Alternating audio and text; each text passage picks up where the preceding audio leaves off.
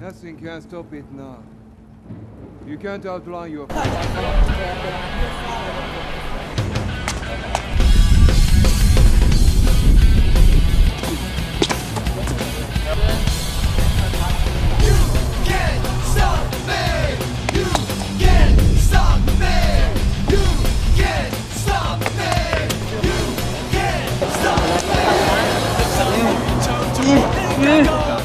黃建豪啊，你賽藝課參加乜嘢㗎？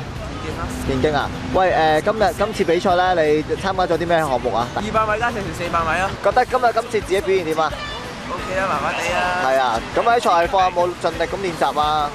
有啊。有啊，好啦。仍然要盡力，不會泄氣，憑我傲氣，維持人世道理，來獲取勝利。係 3D 班嘅林業勝。今日你嚟到呢度有咩做啊？我係負責計時嘅。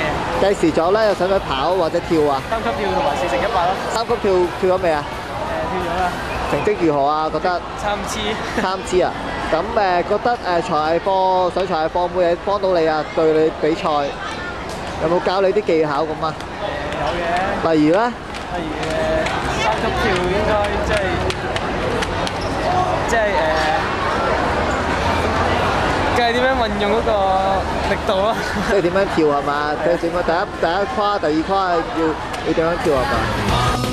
我傲氣，維持人世道理，來獲取勝利。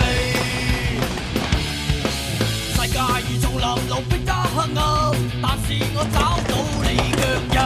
無人來同情為你可解困，但是我早已不悔心。咩班㗎？3D 班嘅。咁你賽藝課參加咩項目㗎？電競。咁今日你嚟到呢個比賽係嘅角色係乜嘢啊？做工作人員咯。你哋上賽藝課咧，對你做工作人員裁判嘅工作有冇啲咩幫助咁啊？有阿 Sir 講好關於呢方面嘅嘢。即係都有教過你擲鐵餅嘅規則啊咁樣。OK， 咁如果你下年再有機會做，你會唔會繼續嘗試啊？有。OK， 咁你會唔會幫下學校手搞啲陸運會啊咁樣啦，做下工作人員咁樣？會嘅。我傲氣，維持人世道理，來獲取勝利。3D 班嘅今日呢一個係香港學界田徑比賽啦。